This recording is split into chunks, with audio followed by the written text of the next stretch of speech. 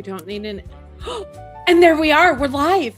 It clicked. The red light is on. Gosh, we did it.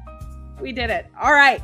So this is our first sort of testing live stream to do Loose Threads. And what Loose Threads is the librarian and us, but mostly the librarian. As we sort through records, we find really weird stuff. And so what we kind of do as part of our investigative stuff is that we'll just toss the weird stuff in the chat in our sleuth rooms, and then we all kind of start to dig into it. So this is the librarian right over here. I feel like my mantra is, do we know this? Do we know this? Do we know this? Do we know this? Who? Well, just like mine is who dis on the pictures. Who dis? Who dis? We play the picture game all day. And so I have a plan for that too, but I digress. Yeah, because I think we need to, like, in our file of, like, in the way I'm categorizing people, cataloging, I feel like you need to encounter their face so that you're getting a recognition of, like, who they are. Yeah. I absolutely agree. It's almost like we need, like, I hate to use the term, but like a Pictionary, maybe, like, we could almost make a little bit of a quiz on the wiki, actually. Like, okay, this is who so-and-so is. And we have their picture on their biography pages as we've been building the biography pages. But you're right. We almost need a being able to do who dis and be able to look. Well, and there's like a lot of faces there's a lot of names that I'm familiar with, and especially like early organizing that I definitely couldn't take the time to go look. And they, like, some people are dead, you know, like some people, absolutely, like, that was 20 years ago. So, like, they don't look the same anyway, but just to have some kind of, I'm a visual person. Too. I'm a visual person too. That's why I'm like, if it were me, I mean, you can see the chalkboard in the back, but if it were me, and we had some way, I wish we had some way of having, like, this virtual chalkboard that we could all, like, manhandle and put things. I have whiteboards. I have, like, the flippy giant sticker thing that you can, like, write on. The same thing. All teachers' tools too, right? Yeah, because it's the tactile, like, how am I going to remember to come back to this or put this together with something else? Exactly. In the future. Exactly. So they make a program that's kind of similar, but I haven't found anything that's, like, ideal for what we kind of need. And I think it's harder on such a small screen too. Like, I want to take my hands and touch it. I don't want to just take my clicker and touch it. I was like, would it be dorky if I did have, like... No, I think we should do that. A giant sticky notepad where I'm like, and here. No, I think we have to use all the tools at our disposal. Like, this is how this started. And it's usually something really, like, I know Katie was talking about, and I'm still trying to, like, pin down the Florida case. Yes. And then what do we not know? What do we still, like, what could be in there? Because we're going to put in those FOIA requests. I think I had a couple of people apply today, actually, that want to do the FOIA request project. So what I'm looking for is good. Yeah, somebody that's just going to kind of lead that. And their job is to come to us, or for us to tell them, okay, here's what we need the FOIA on, for them to do the request, and then monitor and track what needs to come in, what doesn't, what do we need to file a lawsuit about, you know, those sort of things. There's one thing that that haunts me a little bit about the FOIA request. Go ahead. Is sometimes something I want to see, if I dig and do it enough searching crosswise and whatever, I can you can figure it out. So it's absolutely. Like, I don't even need you, you know? Absolutely. So it's kind of like those, like, we have to have, like, really pushed it through to its final end where it's like, no, this is not here that I can see. Because I wonder if sometimes they're going to be like, no, it's in there. Oh, they might, but they, you know, again, when we put in the FOIA request, we're asking for a direct like item things. So I think they're going to try what they can, but I also think that it's time to bury them in the paperwork and the legal process of it. I don't even think they know, because after that, after going through that many emails and them talking amongst themselves, yes.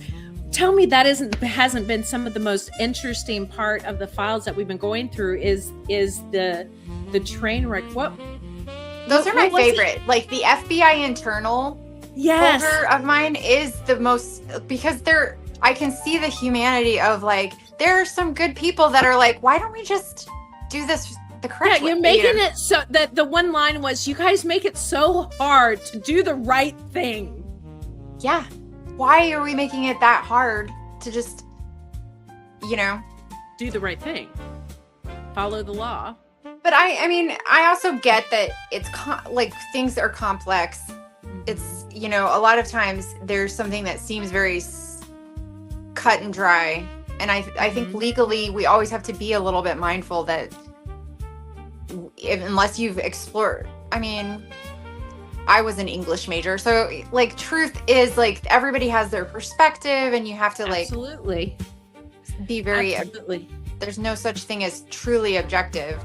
But that's what was crazy about that email chain when I started getting to the nethers, the innards of the bottom. I was like, well, first of all, like I'd had a couple glasses of wine and I was like, why is this all caps insanity? Like, I was like, I had it because I had gotten so used to just being like scrolling through the same repetitive thing that I was like, who unhinged is responding to this in all caps and like not good punctuation? Exactly. I imagine some of those are cash. Yeah, it was like, I mean, like if you want my opinion, depending on the dates, that's gonna be my because he tweets that way too.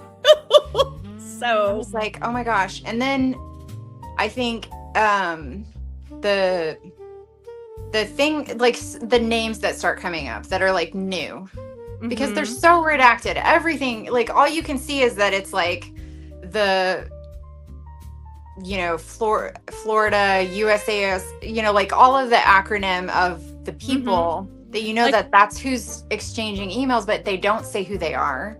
No. I figured out a few of them just based on the time period, and they didn't redact what their title was at that time.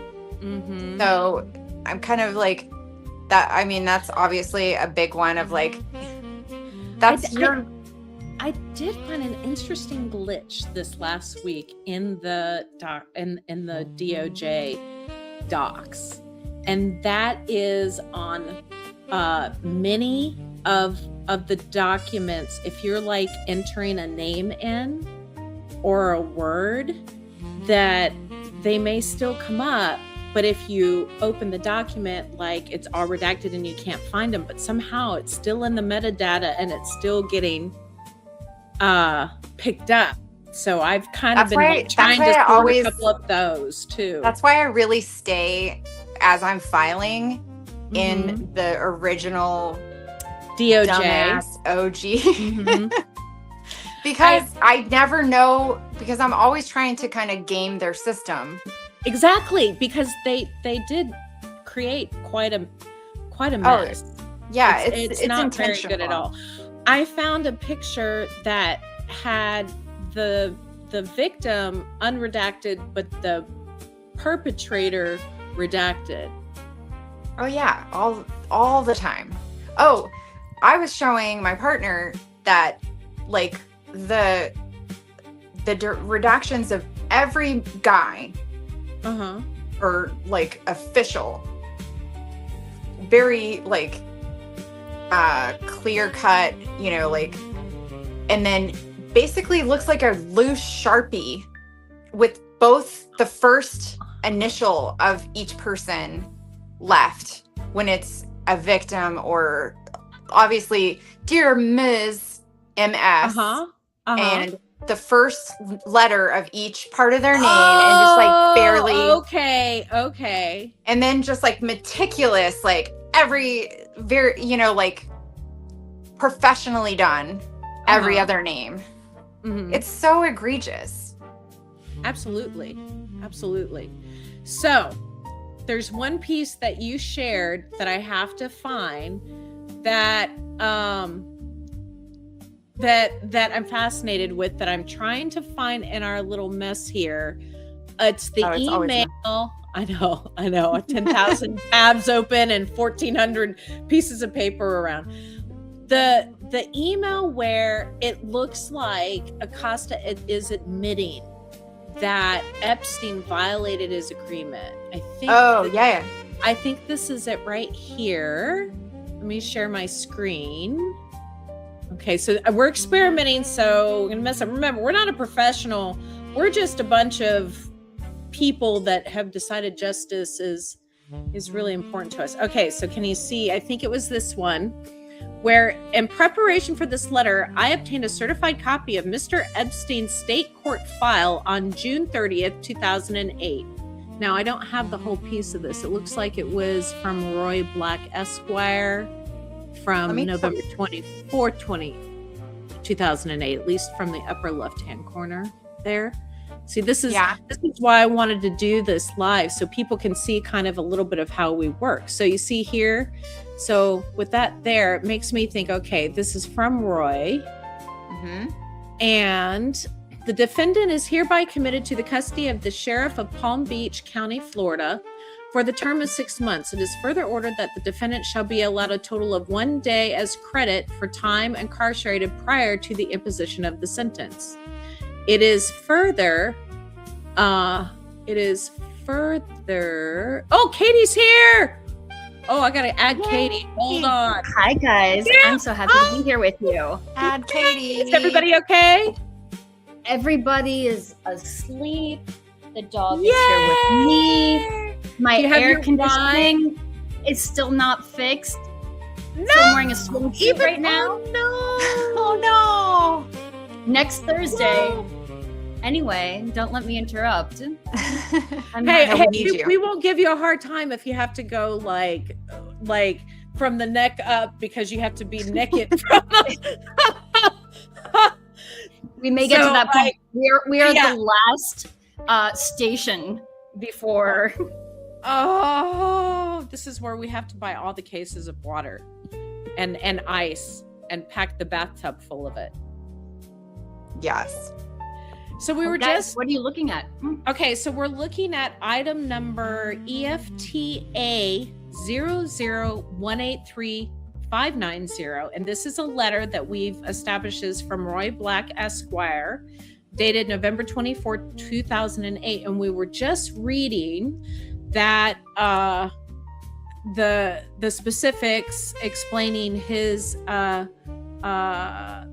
court sentencing, and we just stopped at the following provisions apply a sentence as posed, followed by a period of 12 months of community control under supervision of Department of Corrections. As I learned on Friday, when I received the state court file, you neglected to inform our office that on July 21st, 2008, Judge McSorley modified the judgment. What is nunc pro tunc? What's that mean? I don't know that. Nunc pro tunc. Okay. Do we know what that means? I can look it up. I think you know what's okay. It's a Latin expression, legal term originating in England, now in common use in other countries. In general, the ruling nunc pro tunc applies retroactively to correct an earlier ruling. Oh, okay. Yes. So they went backwards to an order of community control 1. The same language was the basis for the objection in my letter on June 26, 2008, and directly contradicts the language of the non-prosecution agreement. I also note that the state plea agreement, Mr. Goldberger did not insert the word imprisonment as agreed prior to the change of plea. Instead, the words jail sentence are included. The office agreement not to prosecute Mr. Epstein was based upon its determination that 18 months incarcerations, i.e. confinement 24 hours a day, was sufficient to satisfy the federal interest in Mr. Epstein's crimes.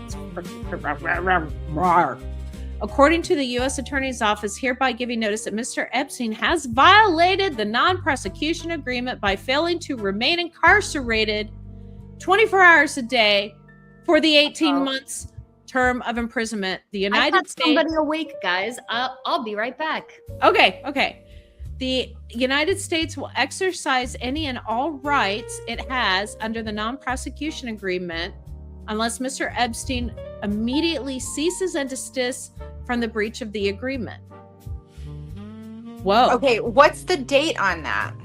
It looks like that it's November 24th, 2008. Oh, shit. Okay. Okay, that's part of the huge document, and I need a better way to It sounds I think I need to nest those Acosta. type of things that are nestled in these things. But let me just pull that up on the DOJ. What's the EFTA again? Okay. The EFTA is 0018359. You know what it looks like to me? It looks like it actually came from Alex Acosta. So Alex knew. It looks like it's from Alex to Roy Black. Yeah. Oh my gosh. Okay. So Wow. he's saying He knew that he was violating the agreement. yeah, and the whole time they've just been saying it's useless once you breach it, it's null. Yeah, that's what I read throughout the whole email chain. And that's what it sounds like to me. That's what I thought that's how plea agreements worked. Oh yeah, I just found the file. There were 320-page file. Yeah. So So I'm just that's when I find the things nested inside of them. I'm pointing to that, but I need to nest it inside my own file system because here. Oh, did it do it? Yeah. Here we go. So here's the whole thing. As you look up, I went to the justice.gov. DC. Okay. And it Correspondence. looks like correspondence. Dear Miss Blank, please enclosed, please find the motion for return of property filed in the Epstein case. Okay. The other thing, the John Ross email. I didn't find much when I just tried to Google that with everything. Okay. Who is basically saying I think it was June of 2008, when Kenneth Starr and Lefkowitz reach out and say he's getting unfair treatment. They're going after him. It's not fair. And there's a letter, and that was referenced. So trying to track it down, I just kept finding reference to it in different, discovery or in different cases. And it's basically him just saying that we've looked into this and he deserves to be prosecuted. We have no qualms about this case is cut and dry. Right. And it's okay, so in June of 2008, I don't know, they do in the files, we do have the chain of command, but this is the chief of staff of the deputy attorney general saying, we looked into it and you can get fucked. Can I say that on our podcast? Yeah, because we're not monetizing or anything. This is just us. Part of our values. We're never going to be bought by anybody, and we won't ever have our shit. But I think this is after night. We get to say what we want. It's our time. Fuck them. Yeah, get fucked. Oh, did you see the court ruled today that we can 8647 anywhere? Basically, that it's considered free speech. Yes, I love it so much. Thank you. Now, I mean, so we got to take what we can get. We got to take the ones what we get. So going back to this, I see this has a copy of the whole non-prosecution agreement, including our redacted names, which we know the redacted names are Sarah Kellen, right? Mm-hmm. And Leslie Groff, right? Yes. And I don't remember the others. Katie will when she comes back. Yeah, I don't know. Do we know all? Like, this is where, like, I thought we had everyone listed. I remember that Maxwell wasn't on it, and that always blew my mind. Yeah, but it was Leslie Groff, Sarah Kellen. Maybe it was Nadia. Okay. Yeah. Okay, this might be the same. What was? Okay, this one has the reference to a side deal. Okay, tell me about that. Oh, where? There's a side deal? Yeah. The FBI. Oh my gosh. I'm going to post in the chat. I'm going to post the link to this document so everybody can see it. So it's in the same set of docs. Is it? No, I think this is a different one. This is EFTA 002-06242. Okay, so let me look that one up. So give me that number again. 002-06242. 42. All right. See, for some reason that didn't work. Hold on. Aha. Okay. So the memorandum, let me pull my share screen up. So just to kind of refresh everybody, what we're doing is kind of showing you a little bit how our process works, because we meet anyway, and we're going to sit down and like go through and say, I found these, and we're sort of interested in what this is. And so we're just walking you through. This one's 024. I've pulled that one up. You can see it. And it's really hard to tell people, like, or to share in the group what page we're on, because I know. I can on Acrobat it says it's page 211. 211. And it says, see my comments below. When I was looking for the notice I have the wrong one up. It must be the wrong one. No. Is that it? Nope. No. Okay, what was the number again? EFTA 00208242. Oh, what? Hold on. They change. Every page changes. Oh, no. What? Okay. Yeah, because every page is considered a piece of evidence on its own. Okay, so is it in that big document? It's in a big document. Is it our big document that we started with? It might be that one, but oh my Okay, gosh. so I'm going to 211. Some of the, like, especially when I find a really big one that's got a lot of stuff in it, I keep saving it because I don't want to lose it. But this is the one, because it is everybody's freaking over like Vanity Fair is asking these questions and they don't want to answer them. Oh, the Vanity Fair. Okay. Let me have a moment to quick take a look. By the way, we have our chats. We're having our chat live on the screen. So if you feel the need to abuse a bunch of women that are over here trying to solve some crimes and do stuff, feel free. But the whole 5 people in the world that will be watching this someday will see that you're a cunt. Just wanted to preface that. This one was the I think I downloaded this one after the handwritten. This is the Vanity Fair one, right? Yes. So it's the date on the email is March 18th, 2011. It's about, if I'm scrolling in it, it's like a little over halfway. For me on Adobe, it's 211. And we don't know any of the USA FLS people involved but it says, see my comments below. Okay. Also, when I was looking for the notice of breach letter regarding the work release, I found a letter that I had written to redacted. At PDSO regarding FBI's and my investigation into Epstein's sham charity work.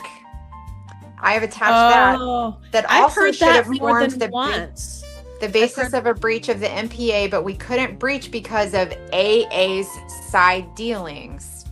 AA. Who would be AA? Alexander Costa. Oh, and there we have it.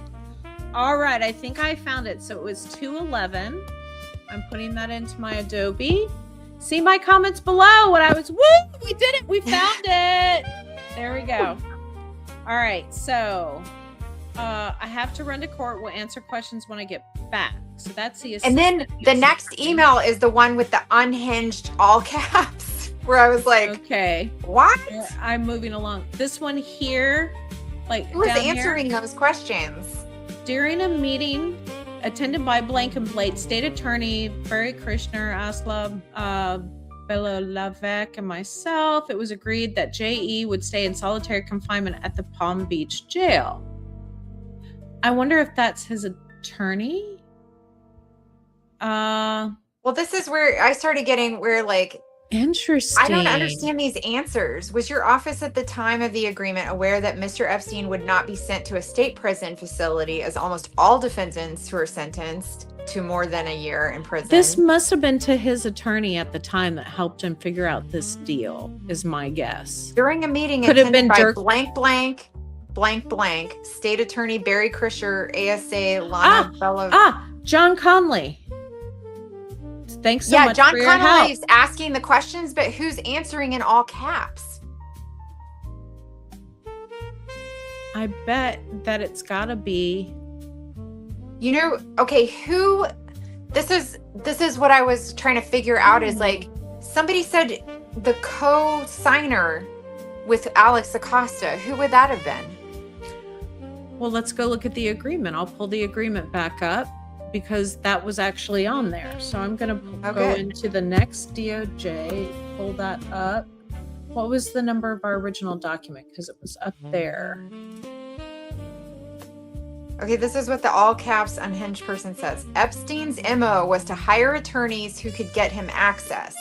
For the SAO, the first ASA was making real headway, so he fired his first attorney. True. And replaced him with Goldberger, true, who is partners with the first, ASA's husband, and is good friends with the then state attorney, Barry Krischer, That ended the SAO case. Okay. I feel like they're working too hard, and I believe that, like, weird blog I found that's talking about Bear Stearns had more to do with this deal than any of these other weird rabbit holes that they're trying to lead us down. So tell me more about the so that weird blog that they reference in this email chain, right? That is no longer, but you can go on the web Wayback Machine on Internet Archive, is talking about Bear Stearns was getting in big trouble in 2008, and the financial crisis was happening. Right. And Bear Stearns had all of these dirty dealings.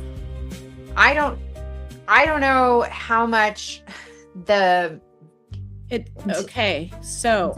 blog stuff needs to be fact checked, and I haven't even delved into the half of it, which was why I was like, we need to like archive this and get it, because they take stuff off of the Internet Archive, and they do redirects, and it goes away. But okay, so here are all the signatures I'm finding. If you'll notice, I've been up here. I think I have it on the screen right there. Nope, I'm going to swap. I'm going to stop sharing that one, and I'm going to share this one so I can show you. Right, that one. So here are the signatures on the non-prosecution agreement. We got a Gerald Lefcourt, it looks like, Lefcrt. Who, I would like to point out in that document that Jeff made based on like post. Oh yes, the one the bad things my attorneys did. Yeah, the ways my attorneys messed up, and Jerry was number 1, and he got A to Z. Like he. Oh, do we get that document out? We have to share that one. It's one of my all-time favorites. It is pretty good. Just to fill anybody who's watching. Okay, so she found this letter or this list that is like all the horrible things the attorneys did, and it shows all the horrible things the attorneys did. So we have to show you that one. So that was Gerald, and then the next one is Lillian Sanchez. Yes, and that was who was married, right? She was married to the guy, and I don't know. I think I have trouble keeping them all straight. I know that's why we need Katie. She's our neurotypical that kind of comes in here and helps. Katie knows all of it. Yeah, she's like, sometimes I just share pictures in the group and say who dis, just to watch you and her and Becca like able to come up and go, oh, that's blah blah blah. I'm like, oh, you guys are so fucking cool. Yeah, she is a master. All right, okay, so the one of the things that we're trying to do in the wiki, guys, just so you know, is that there's all these databases out there you can search that have like an AI search function, right, to pull up the documents. You have like JMail and our Epstein data and so on. But one of the things that we're trying to do on the wiki is actually, with each piece of evidence, give an explanation of each piece of evidence. So that's one of the reasons that we're doing this. And we're redesigning the wiki to make it not only just the archive, but also a tool for investigators, for journalists, for others to use. And so we've been designing all of these really cool tools, like a reverse image search. So if you're ever going to share pictures, please try our reverse image search. It's actually really, really good. I actually get better results from it than I do PimEyes at times. And we also have kind of a dumb AI tool we're kind of playing with, but it's not super amazing yet. But we want to make sure that everything that we're putting in there is accurate. We have both human eyes and AI eyes kind of going through and checking things. And our biggest thing we're trying to do is every time we put a report out, we link the receipts to it so you can see exactly the receipts. And we try to link to either the DOJ or our server with Epstein data. So some of the things that we're doing. Did you find that email yet? I'm trying to remember how I would have filed it, because I thought it was going to be in Epstein's lawyership, but then it could also be in lists. Right.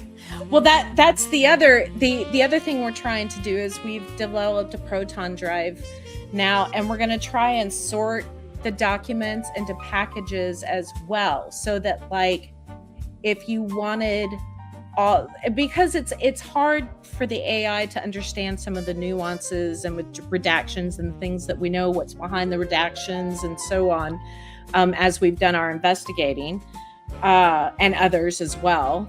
I love the Epstein sleuth communities that are around. We really are trying hard to collaborate with everybody so that if we all pool together, we can probably get a lot more done. And then just serve and take care of one another in this way. So let me see. Okay, gobbledygook is gobbledygook. Gobbledygook. I could see that. We shared it in our Signal chat. Let me see. Yeah, of course we did. It's just like information retrieval is such a science. It's like, what am I going to remember when I need to find that later? And it's still like a moving progress system, because we're just we're constantly figuring out what matters and what doesn't matter. What doesn't matter, because one of the things that we've noticed that there are things in there that do not matter, or at least we're having difficulty finding how they. Yeah, why does that matter? Yeah, exactly. Why did they take this? Was this significant and important? It's kind of like having to work backwards. Mm-hmm. So, memorandum confessional. Maybe that's it. Miranda. So, that's it. I love the way our librarian like sorts her stuff. Her brain works with mine. Wrongdoing by attorneys in the Epstein criminal matter is the title of this document. And Jerry did, like, A is left lost in a public area, confidential documents that wound up being reported on in the press. So, okay, are they admitting? I think they're admitting that they lost the files. Did I lose you? Oh, no. Hold on, let me get there. All right. Oh, no. You see me? Yeah. I was like, oh, no, I'm talking to myself. The screen. Oh. I wish. All right. I need to figure out how I can share my screen, but. Well, I think you can request. I think that, and again, this is why we're here tonight, to play with it. So yeah. I think you can request it. If you look at your screen, do you see like a computer screen with a plus sign on the bottom in the middle? No, but I also says log in or sign up for free. Oh, that's why. Is it because I'm not logged in? Well, give me the send it to me over the over our Signal chat, and I'll pull it up. See, this is why we're working together. And again, this is just us testing our equipment, and then we're going to find a regular date and time to do this because this is so much fun.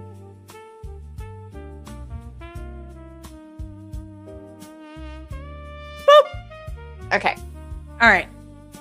Did you send it? Just like, no, because what should I log in as? Oh, don't worry about logging in. Just send it to me over our Signal chat. Oh. Yeah, I kept our Loose Threads Signal chat open so that perfect. We could, because StreamYard won't let me do that. Oh. There we go. All right. Can you hear the music in the background still? I can. It sounds great. I kind of like it in the background while we're doing our thing, to be honest. Yeah, especially when we're trying to like figure out what this is. Okay. Here we go. All right, you got it? Yeah. And then I'll pull it up. Boom! I knew it was under lawyer shit. See, you know your shit. All right. See, I have that. Anytime I download your stuff, I'm like, that's totally a name I would have thought of too. All right. So let's go down here to my downloads. Okay, he made it to Y. I lied. It was he made it to Y. Oh Lord. Yeah. Okay, hold on. Pulling it up. It was memorandum confessional, right? Yeah. That one. All right. Imagine getting off that fucking easy and avoiding decades of jail time and any consequences, and still being a cunt. Yeah. That's the entitlement piece. Yeah. All right, let's see what we can see here. All right. So here we go. Wrongdoing by attorneys in the Epstein criminal matter. And it went to a file, and it was from Darren Endyke. So here's what I want to know. Did Alan's on there. Write it? Oh, whoa. Where? Dershowitz is number 3. Oh, okay. So Alan said Barry Krischer had asked Alan for a copy of his book. Barry Krischer refused to return Alan's calls. Okay, so wow. Wow. Alan never told Jeff, J-E-E's Jeff, about the probation option, but told me that Carey would try to violate me and that it would be a 5-year sentence. Alan never told Jeff that before Jeff could be violated, here would have to be a probation hearing. Alan never told Jeff about the possibility of moving probation to the Virgin Islands, which would have avoided Carey being able to violate JEE. So he did get violated? I mean, I think he thinks that he got violated. I think me and Katie decided that was just him deciding that he didn't get a fair. But then he goes on to say, Alan said that he had to tell Lana there was no sex, though Alan knew that to be untrue. Wait, where? That's that G. G. Alan said that he had to tell Lana there was no sex. Is that Alan Dershowitz? No, that's... Yes. Okay. Though Alan knew that to be untrue. Wow. Alan told Jeff that it was impossible for the government's lawyers to suggest Jeff plead guilty to procurement because the facts did not fit the charge. However, the government insisted upon Jeff pleading guilty to that charge. Otherwise, the government would have held him breach of the NPA. So maybe he got threatened to violation, but maybe they didn't. And maybe that's what this is about. Maybe because this would seem as though Alan, it would seem like he's considering Alan Dershowitz like part a liable part of the problem. Yeah. I mean, so it he seems just to thinks me that maybe that they were going to try and do a malpractice case, like in order to make sure he didn't get violated. That's interesting. I just think that I just think that anything that wasn't just nothing was going to be unacceptable to Mr. No, yes, because he doesn't think he did anything penis. wrong. Yes, egg penis. Snaggletooth. I've got the visual in my head. You know, I think a common denominator with these men obsessed with their own image and like needing to be just like social climbers is this deep insecurity. Mm-hmm. I mean, look at Woody Allen. He made insecurity his whole personality. It is his whole career. Yeah. Everything. Absolutely. Just a little bit like Larry. Who is the guy behind Seinfeld? Larry. Oh yeah. Is he bad? Did we decide he's bad? No, he's not in there. We haven't seen anything from him. I think he's okay, but Jerry Seinfeld is bad. Well, we've known that for years because he was dating like a high school student. I forgot about that. Years ago. Because he married her, I feel like we all in the 90s just kind of forgot that. Yeah. Or that's kind of just like Elvis. And remember that Priscilla was only 13 or 14 when they started hooking up. And her parents sent her halfway across the world to live with them. Yeah. At like age 14. I mean, that's kind of their whole thing. She's back. Ooh, we got her back. She's back. Yay. So, everything okay? Back. We'll see. We'll see. It sounds to me like I need to send you a whole box of soothing stuff. Yeah, for our babies. A little soothing. It would help if it were not 100 degrees. I think that's. I was just going to tell you, that's Mom. I suspect that probably that the heat is creating the irritation. I think so. I think it's time for window units. We're all good. I can't put in window units, but I have new central air coming in a matter of days. Good. Okay, maybe a hotel room. Got a dog. Oh, and they don't have dog-friendly ones up there? Oh, I will look. I would go stay in a hotel tomorrow if I could. Yeah, no, at our no, there's a lot, I think. Yeah, and oh yes, we have a private chat too. I just noticed that. Yeah, I would say most of the hotels around here are dog-friendly, and a lot of the Airbnbs, because that would be the other thing. You might have to pay a small deposit or something, but usually it's not a big deal. Hell, we even have a hotel around here we like to go swim at that has like a whole dog pooping area for their guests. Amazing. So, yeah, I think that's what you need to do is go to a hotel. Right, it's happening tomorrow. That's miserable. Yes. Yeah. And then maybe you can get one that has like a pool and stuff. Yes. Stuff that's fun for the kids. Yeah, it's vacation. It's a vacation. We'll just call it a vacation, especially since you've only got like a week left. Air conditioning. Yeah. Yes. Imagine what did I miss? I'm guessing I missed a lot. Oh no, mostly again, because this is our first kind of play date together. What we're doing mostly is experimenting with the stuff. I did want to show you, and then we're talking about some of our little tangents that we've been looking at. We needed you though, yeah, we did. We were like, oh shit, like, Katie would know this. Katie would know this. Now, this is totally up my alley. I decided to invest in this software tonight for us. I talked about it in our group, and I've been playing with it today a lot. I just discovered that they have sound effects. Like, so amazing. This could be so dangerous. Like, do you hear the smooth jazz? Do you hear the song I made for us?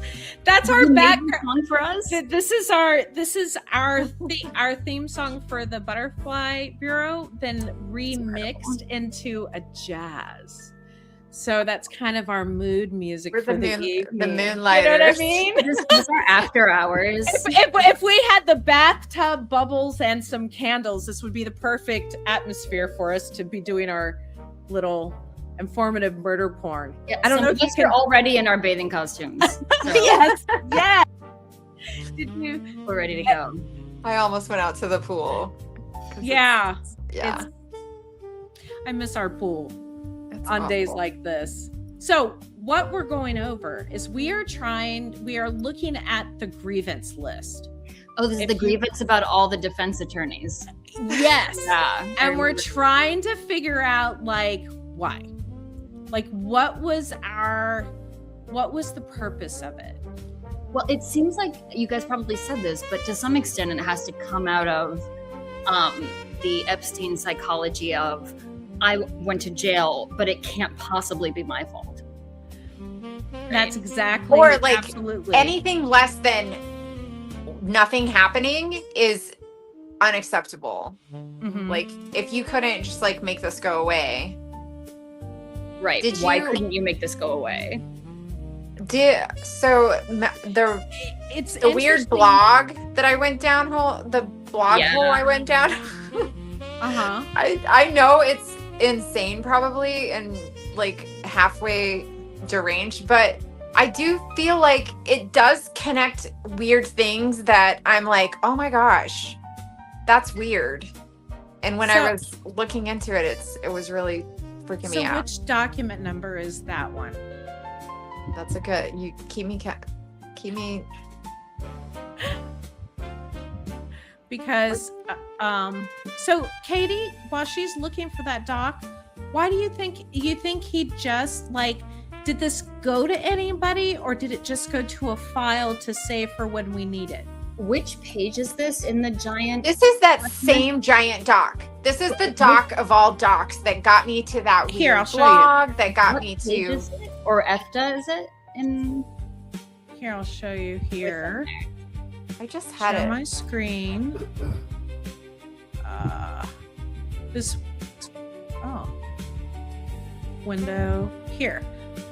This doc right here is memorandum confessional LOL, but the EFTA is EFTA 0727491.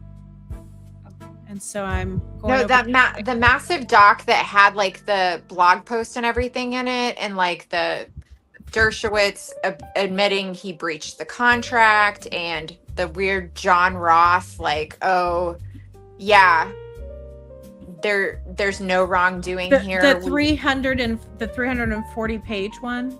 Yes. Okay, the one we were working with. That's where I found that weird blog where I was like, okay, well, I might as well see if this exists, because they're like, wow, this is insane.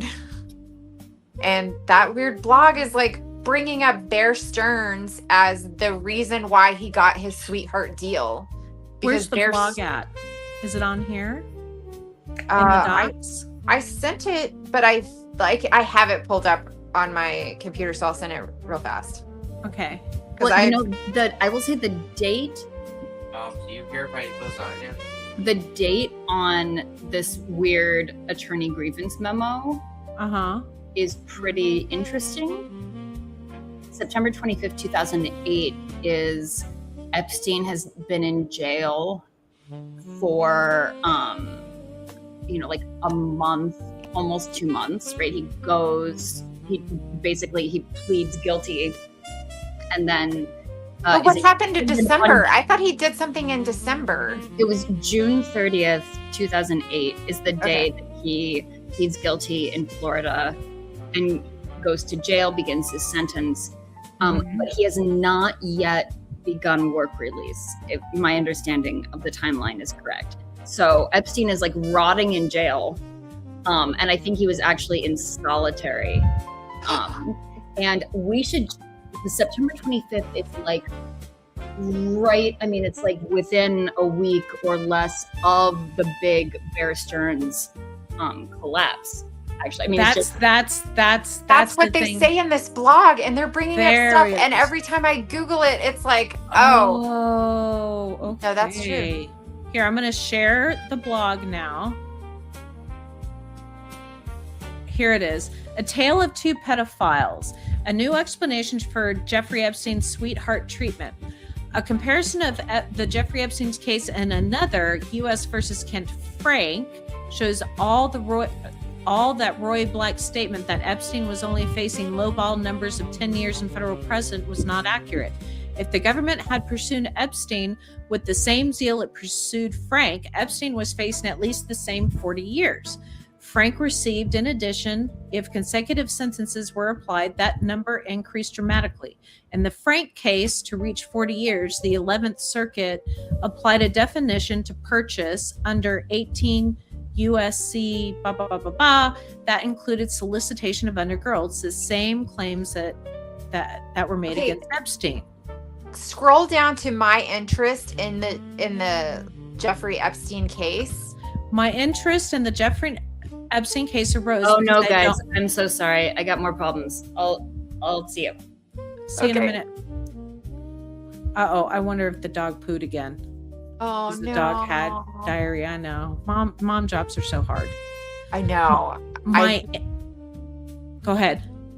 No, like that takes me right back to those times when you're just trying to get your peace and quiet at the end of the day. It's not happening. And it's not gonna happen. Oh, it's so. We've all been there. Yeah. Okay. So looking back at this, my interest in Jeffrey Epstein case arose because I don't believe the type of coincidences I saw. As I previously posted, the accused chief intimidator of the underage Epstein victims, as identified by the Palm Beach Police Department, was a PI named William Riley. William Riley is the document that I found just online that the committee was subpoenaed, because that's true. He was a private investigator who grabbed evidence out of Epstein's his computers and put it in storage. As it turned out that Riley was also an officer of the local bankruptcy court who was illegally appointed at a secret off-docket hearing that was concealed for many years. In addition, he lost a host of other, still not fully identified characters. Other documents that I found today, remember all of those court cases? I think those were all bankruptcy court cases. Oh, wow. Were afforded strange illegal status as a type of federal law enforcement official that permitted them access to protected law enforcement materials. Oh, shit. Those materials, which included protected law enforcement tapes protected under the Wiretap Act, were then illegally passed on to Bear Stearns senior management directors. Oh, the common denominator with Epstein is the Bear Stearns companies. Which I didn't see that. I wouldn't have thought that, but the more they go on. That's who gave him a job. He worked for them until. And Scott Rothstein, he worked for Stearns until he got in trouble for insider trading stuff. But he didn't really get in trouble. He was let go. Yeah. And then for some reason, nothing ever happened. I don't know if he may have voluntarily just gave up. I mean, I read the deposition, and he really was just kind of like slap on a wrist. If that, it was just more like he didn't say anything. And they the way they let him go was very it was very sus, it wasn't it was not moving on. And that's when he hung that shingle and was sharing that office with somebody. And you know what? That's where everything launched from. It did. And it's interesting that apparently one of the things that I'm reading that book Spider right now. And they talk about that time period in his life and how he kind of went out and hung a shingle and decided to, he went out and bought a really expensive suit and decided to do things like investigate companies and help retrieve money or something along those lines. Well, that's what Ed Epstein did when he got kicked out of Cornell. Is he just made a business card and it said he was a movie producer and he got financed to make this movie. And it's kind of they just decide I'll just make it up. And apparently he claims, and this is why he was kind of involved, and I think he was doing weapons deals. I think he was kind of in that world at some point in some way. But because wasn't he involved with Khashoggi back then, who was, and he also Katie would know this, his involvement with Pan Am stuff. What is the involvement with the Pan Am stuff? Okay, I'm sending you the Wikipedia page for this person mentioned in the blog, Juval, and I haven't looked this person up in the files to see if their name comes up, but it is an Israeli-American security consultant and founder of Interfor, who they use in the files to look up girls, victims. Wait, you gave me Juval Aviv. Yeah, that's the Wikipedia mentioned page. In the blog, who says, they say that a discredited, self-proclaimed Israeli assassin who had been prosecuted by the government, which I need to look into, in control of the local United States. Okay. And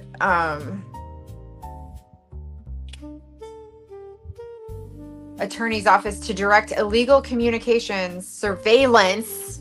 Right. Plantier. Yeah. Thereby, and there's I still need to go through this blog because that says it's an earlier post. Thereby a flood of protected law enforcement material. Stephen so he was IDF. Lawrence. Right. He was CEO of Interfor, International Investigative and Intelligence Firm. Who is this?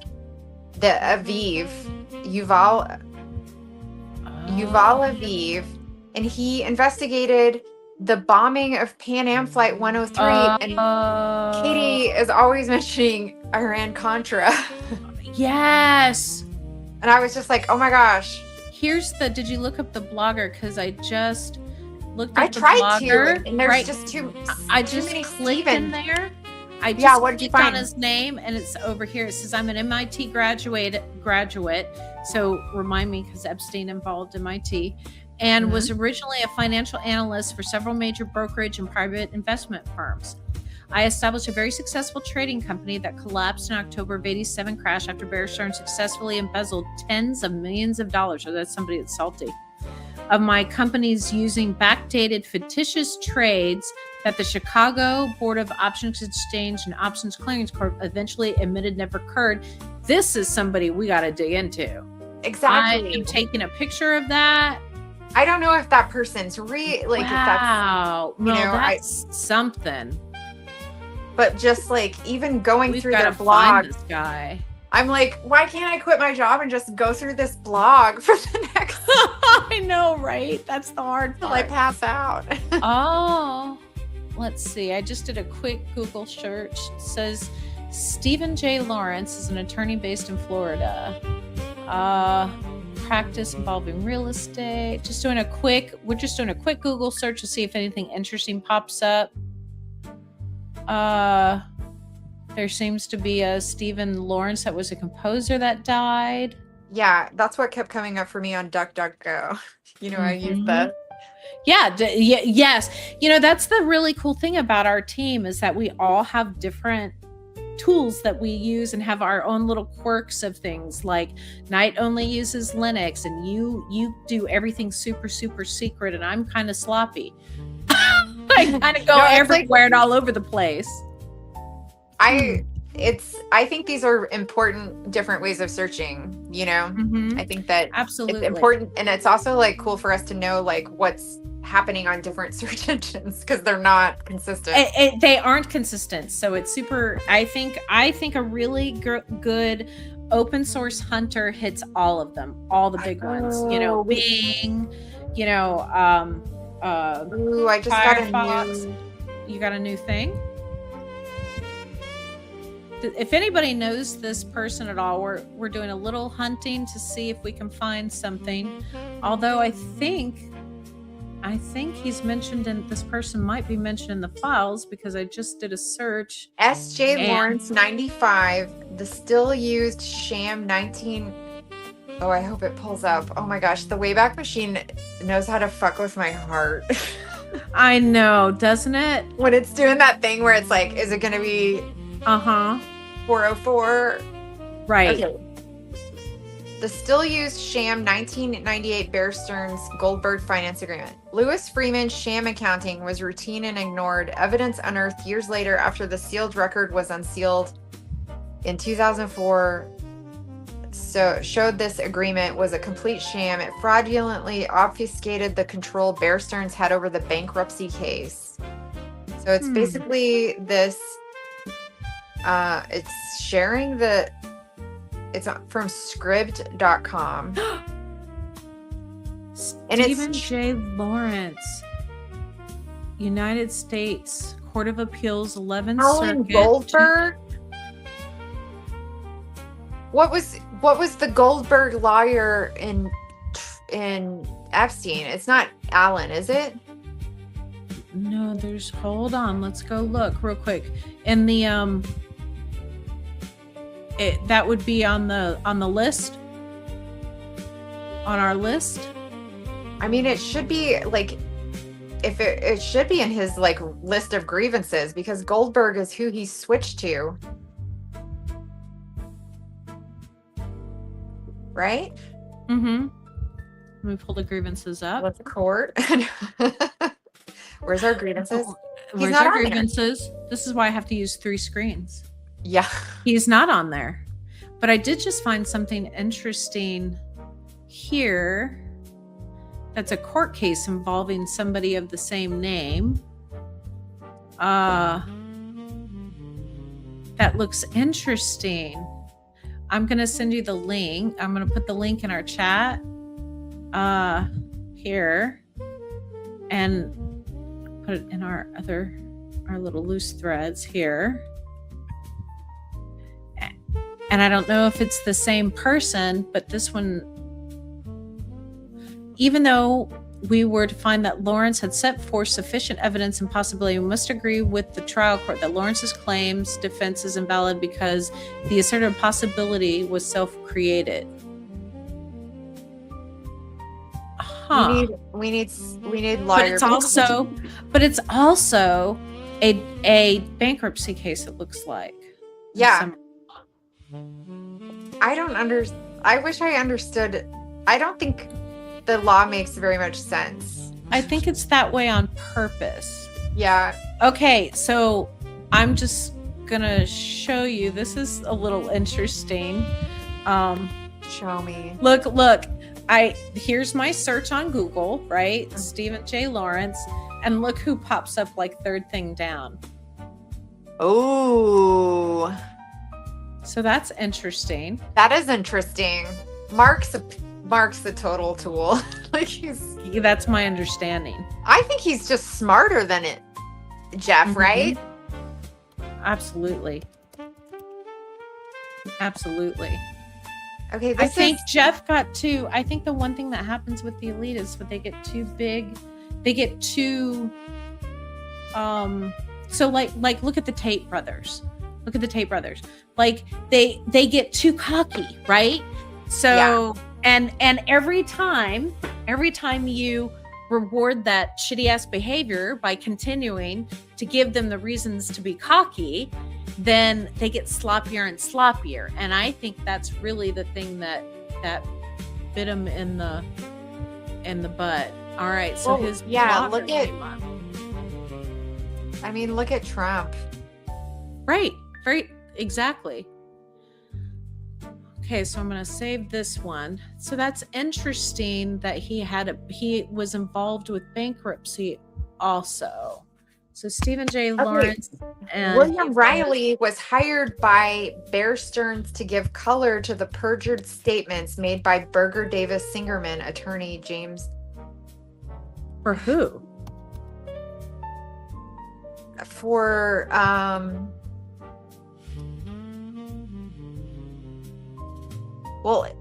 Riley was working for Epstein and intimidating people in Florida, but I think, and he was a Bear Stearns guy, but he was, I mean, it's hard to understand because a lot of this stuff is just like such old internet shit. It is. It's hard to figure out. And that's part of the challenges because sometimes, nothing, to me, even if we find nothing, I find that to be very telling because like nothing is still data. A dead end is still data, and we can figure out how that dead end, and sometimes we just have to put shit down and then come back to it. Well, and that's how I feel about the documentary. So anybody my white whale. Your white whale. Okay, so share a little about your Epstein fixation. Okay. This is not Jeff. This is a different Epstein. So share your journey. I just think from the very first going through documents and seeing there was a guy named Edward Epstein who goes by EJ, like Edward J. Epstein, and he's J.E. Like, it just it felt too coincidental. And it actually, like, that's wrong because I've tried to tie their families. I've tried so hard to make them connect, like, as a family, like, somehow they're connected. I don't think they are. I mean, I know they're not because Edward is adopted by an Epstein. Like, and he's old as, he's dead, but he was like born in the 30s. So he like kind of just piqued my interest just because like, that's weird that he's also like a JFK guy, a conspiracy guy. And he's just kind of, the way he talks in the files is kind of weird. He's always like, as ever, like he's just kind of convoluted and just like snoot. Yeah. He's always he's such a name dropper. I'm reading his autobiography and I'm just like piecemealing it because it's just so dense of like lies and like what kinds of things is he exaggerating and such? Like he allegedly puts like he's gonna make a movie of the Iliad. And he writes art magazine article about it. Like he feels very self-deprecating, but it's also like, I can't prove that happened at all. Like he pretended like Marlon Brando was going to be in it. Like he just kind of makes a lot of wild, outlandish claims that I don't think can't be verified. And some of the claims I've spent so much time with him or in the files that I know that they're not true or that he's like, that he's making shit up. So, and he published this in 2023, which I think is the same year he died. So, and I don't think like, it's just not, it's kind of like, I think it got kind of dismissed in my opinion that he has a lot of like, he didn't know. I just don't think he knew what kind of like information he could be imparting, you know? Mm-hmm.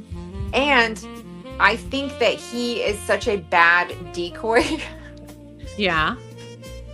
And such a like obvious bad faith character. Uh-huh. That I feel very akin to the JFK dedicated guy, Harold Weisberg, who was like infuriated by this man, his whole like investigation into JFK, because he's just like, why is he getting this information? It's not like, I asked for it, you know, like, and they wouldn't give it to me, but then he's like, you know, he's just such a sellout, and he's so obviously like, I don't know, he sucks. And I'm just obsessed with him because I think that he kind of bridges a lot of gaps between, but I also I think he might not matter, but I don't know why this documentary from 2017 that was shown at multiple film festivals and was like on Getty Images and has a fucking trailer on YouTube. You cannot find this. We can't. It doesn't we have exist. tried and tried it. We even through the Library of Congress, like, cannot find. Okay, so I just got this. Stephen J. Lawrence is a securities and commodities trader who filed a highly publicized lawsuit in the 1980s against Bear Stearns & Co. and the Chicago Board Options Exchange. He alleged that the firm used fictitious backdated trades to cause multi-million-dollar losses to his investment companies during the 87 market crash. His background and legal battles were documented in legal and business publications at the time. Legal action. In March 1988, Lawrence and several other investors filed prominent lawsuits detailing claims of fraud, embezzlement, and unauthorized trade surrounding the 87 market collapse. The litigation resulted in published federal court decisions such as Pompano Windy City Partners versus Bear Stearns. So we'll have to figure that. I'll have to read up on. Well, I mean, this is wild because Bear Stearns is so old. I looked it up and it's like 1923. So now it's survived multiple crashes, and people got screwed, and they're still fine.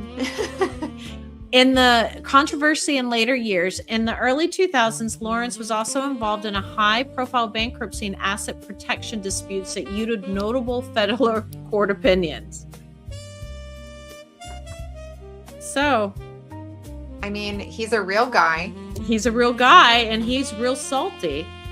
Yeah, I mean... And you know, he would have run in the same circles as, I imagine he would run in at least similar circles to Jeff. So that's kind of, I mean, if you think about it, although he was Chicago, not New York. Yeah. I wonder, I really want to know why. Okay, so when I'm looking at these blog posts from 2012, 2011, there's no comments. No comments. None. Nobody's reading this. Except for the FBI, who are like, wow, shit's wild. The FBI, right? Let's see. I'm looking to see what was interesting. The dispute. We know what the dispute was. Arbitration and judgment. The dispute proceeded to an extended arbitration panel. The arbitrators ultimately rejected Lawrence's fraud claims and instead ruled in favor of Bear Stearns. No wonder he's salty. They determined that Pompano, Eastwind, and Lawrence were liable to Bear Stearns for $15.8 million, and $4.6 million in interest, resulting in a total judgment of $20.4 million in 91. It sounds like it got against him. But listen to this, because I guess he's my new Harold Weisberg, because this is just so, I feel this in my soul. Okay. The first blog entry is, what you don't know will hurt you. What really occurred and the effect of the longest running civil contempt case in U.S. federal court. He's so proud that he is the longest running. He's not given up. This blog is about the true, undisclosed history and the current state of the longest-running civil contempt case. He has no audience, but it's me. Like the offshore trust and bankruptcy cases in 1997. Over 11 years. 11 years he's been doing this. Yeah. Facing enforcement of the massive debt, he filed for bankruptcy in South Florida. I think he lives in Palm Beach. The offshore transfer. Shortly before 91, arbitration had concluded. Lawrence transferred $7 million, about 90% of his net worth, into an offshore asset protection trust located in Mauritius. The turnover order. The bankruptcy trustee demanded that Lawrence repatriate the Mauritius trust funds to satisfy his creditors. He refused, invoking an impossibility defense, claiming that because the trust featured a duress clause, the offshore trustee had excluded him and he no longer had the legal power to compel them to return the money. Wow. You know what's funny is I think he kind of wanted to be part of this gang. I do too. I think that's part of what his saltiness says, is that he didn't get to be part of this. Yeah. But it's like they out each other because they're so shitty.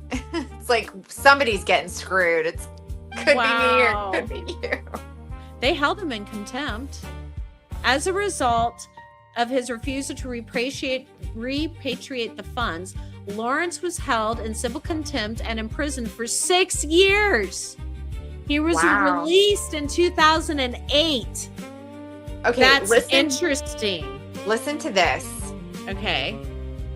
The background of the officer of the court, who is Yuval Aviv, the assassin. The assassin. Yeah. Yuval Aviv, yes. His prosecution in New York just months before he began supervising the local. I mean, I do believe that. That he was almost convicted of being an assassin and then is in charge of this case.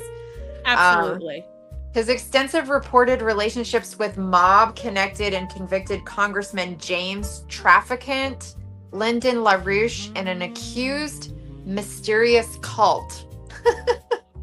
Wow. Are you serious? Yeah. Now I'm gonna Google. We'll see.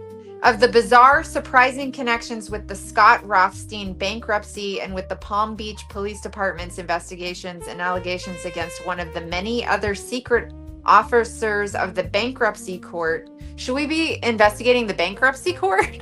Well, I'm looking to see if there's a link between Yuval Aviv and his corporate intelligence firm Interior 4 Inc. were hired by Bear Stearns and the bankruptcy trustee to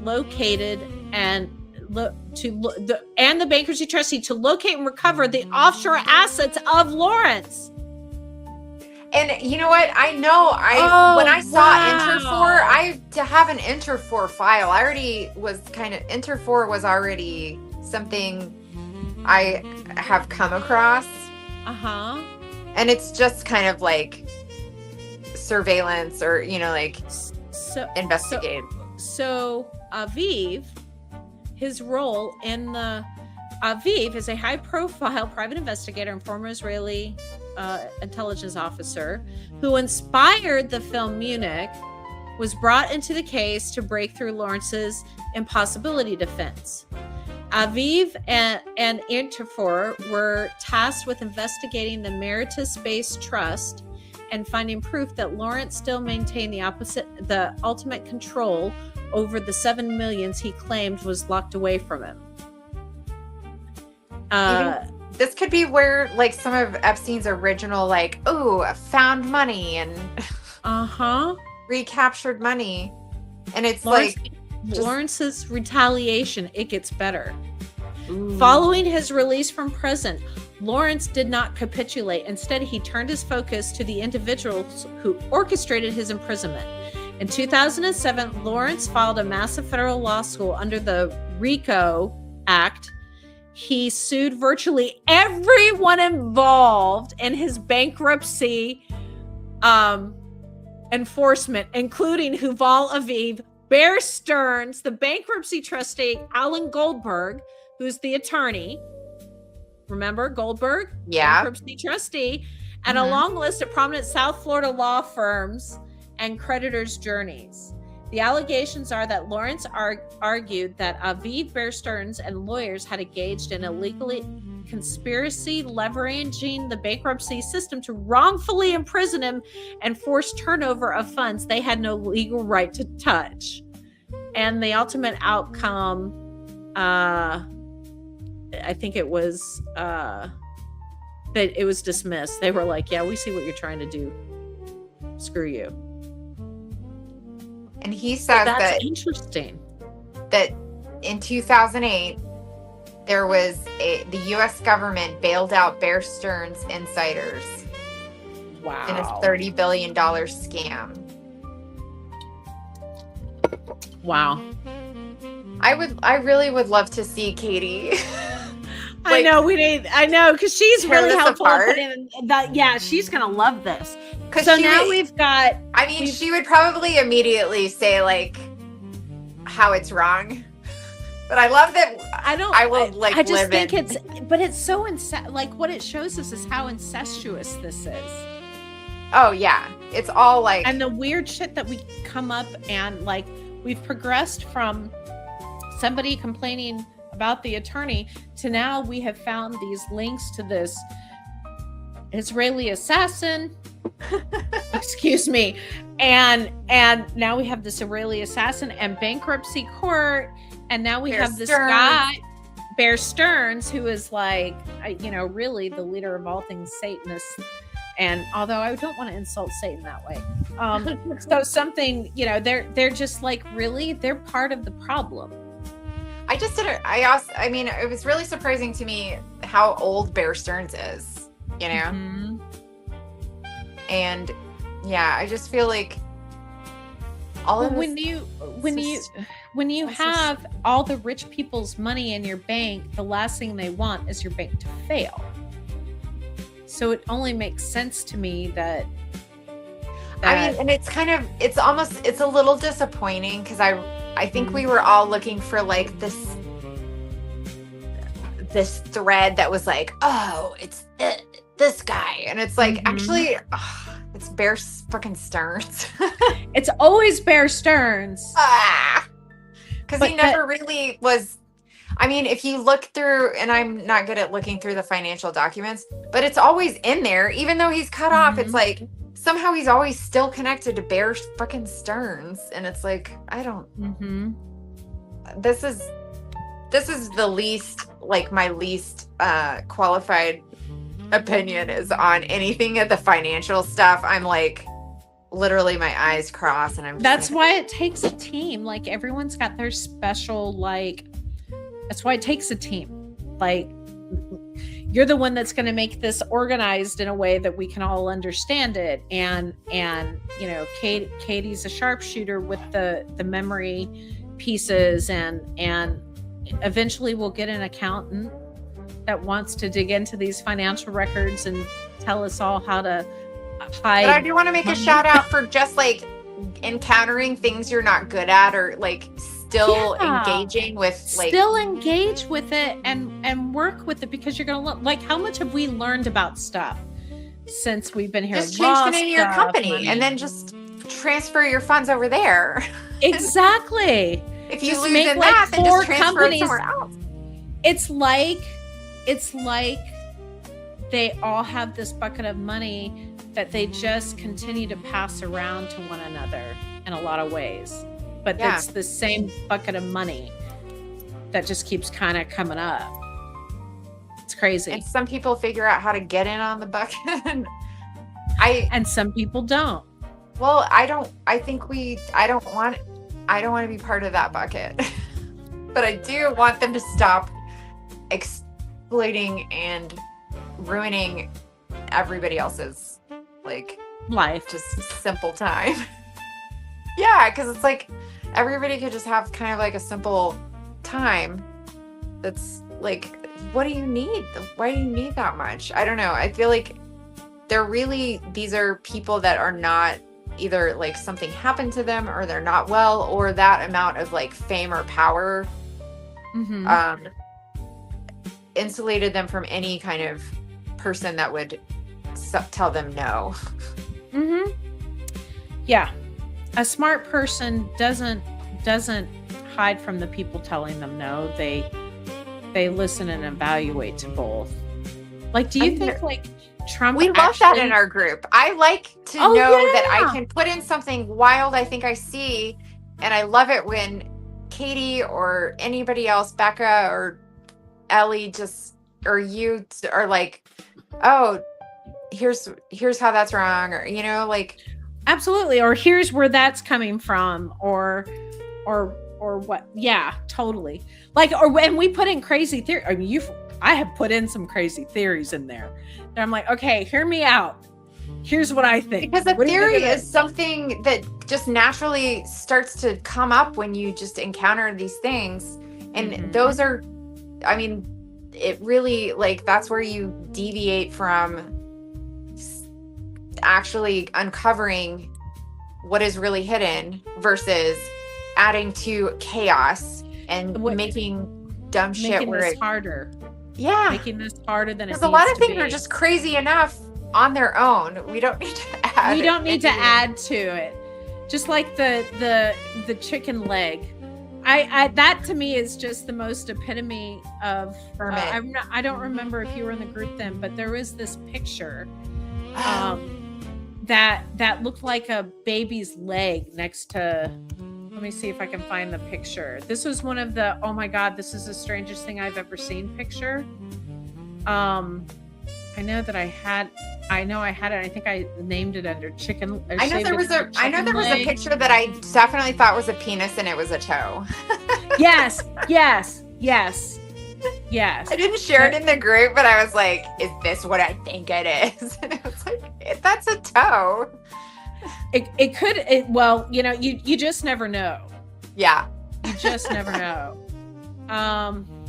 Oh no. She's back again. Oh, wait, but then no, wait, hold on. She's back again. And then I'm ready to talk about Pan Am. She's like, shit, the kids are still awake. Everyone is insane. She needs to go to a hotel. I know, we have to get her some air conditioning, I think this was a good. It's a good start. Yeah. No, this has been a good start. This has been fun because now we've dug a little bit, and we'll have to come back and talk more about the Pan Am thing. But now I'm especially when I've spent multi days in an email chain. It's fun. It is. Yeah. I think we need to find a way to mark. What we should do is make copies of these, and then we need to write when we know who someone is. I think we need to have a copy that we're writing that on. Yeah. So like, I know that somebody was sharing some emails that they thought, no one from our group, but sharing some emails that they thought were from Epstein's hacker when actually they were from Sampoli or vice versa or something like that. So I think it's important for us to be able to do that, and I need to make sure that when we put them in the wiki too, that we write that down, that we've established that this redaction is so and so. Yeah, because then we kind of keep going back over the same work, Exactly, which is what we're trying to stop. Yeah. So if Acosta knew he had violated it, and then like, did anything come of that? That's what I want to know. He's admitting that he violated it, but no, because they like that whole chain is way years after the fact, them going so hard that, and that's what was so like getting really annoying about the whole chain. It was like, this is 2011 when like a couple of Palm Beach Post, the Vanity Fair, like all the outlets have, somebody's leaked. And right. I still think, I don't think it's established. Although from Epstein's fuck ups, I mean, I guess he could say that maybe Jerry left court. I don't know when that was made, but like maybe he accidentally left some documents out. I don't know. Like whoever leaked that there was an MPA and that it was like not communicated to the victims properly. And that's when Edwards and Cassell are trying to say they didn't get their proper say over this. Oh. So they're trying to do damage control for like what they did. Mm-hmm. And their bottom line is we never indicted him or said any, like there was never anything done. Mm-hmm. So they can't be mad. Right. Which I don't understand that legal argument. And I've never been able to really fully grasp, like, I guess it's not their, like, that any one of these women or girls could or still had the free ability to take this to whatever.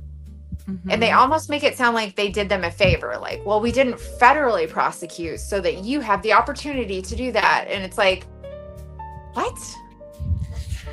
So I feel like they're just making shit up at this point. Absolutely. They're slinging shit and hope that it turns into a Van Gogh painting.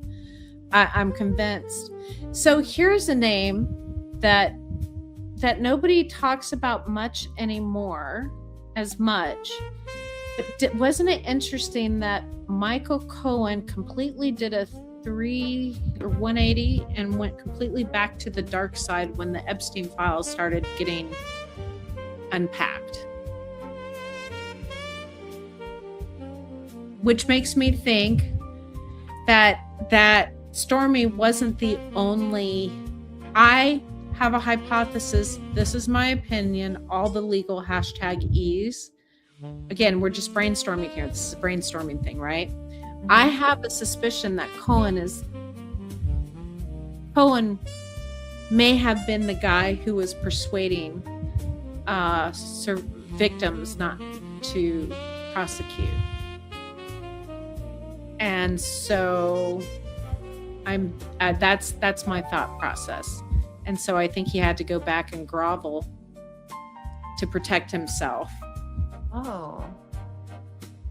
Because somebody filed a lawsuit. Because remember, in 2016, we had that lawsuit filed against Trump with those accusations. Well, this is like, okay, devil's advocate here on some of those weird emails I was reading is they would twist themselves into not saying like, if we were to do this or that, then we like compromise a jury, or like they kind of tie themselves into knots over like why this is actually better, even though it's I feel like sometimes they're overcomplicating things, and that's maybe like where why it feels like people flip like that or something, where it's like, okay, up to this point, and then there's like the complex aspect of like some of the victims, the women who are girls who would not comply and would not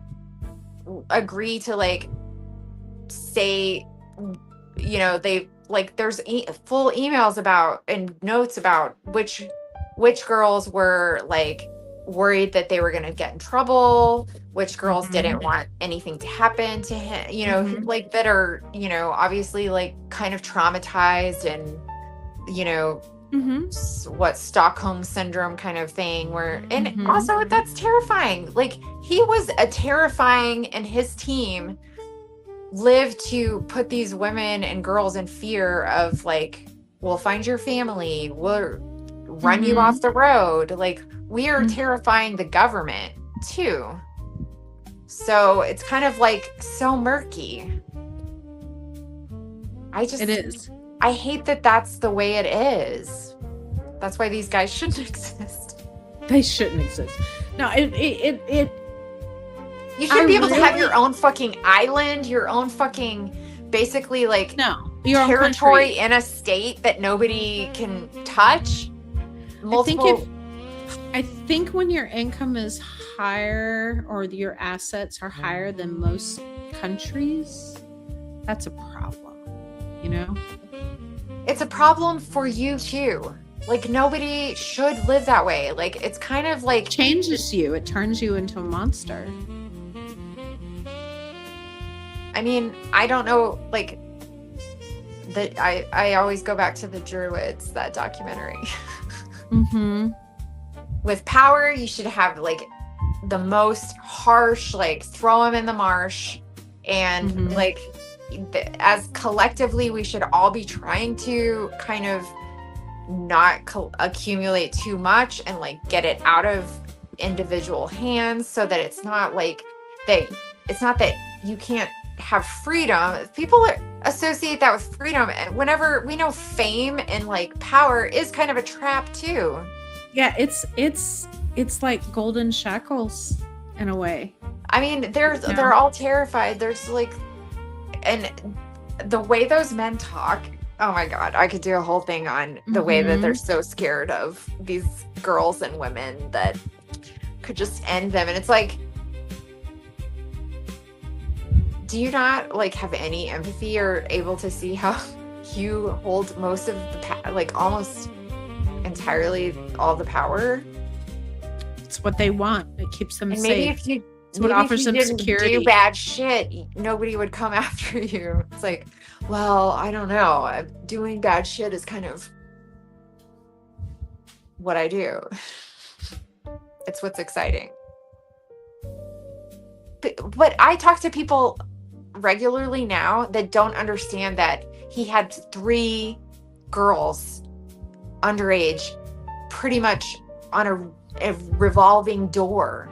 Yeah. So we're not talking about, like, we're talking hundreds of assaults and, like, people that are women, girls not consenting. Mm-hmm. And or consenting under duress. Yeah. You know, for the people that are going to say, well, they didn't say no, they just kept going. Yeah, it's why it's called grooming, and that's why it's called, like, coercion and all, you know. Exactly. We got a lot of work to do. We do have a lot of work. Our work's never done. It's never loose done. Threads. Loose threads of crazy shit we're finding in the files. All right. I'm going to stop for tonight. This is fun. I will see you later. Thank you. Good night. We'll see you later. Good night. Good night.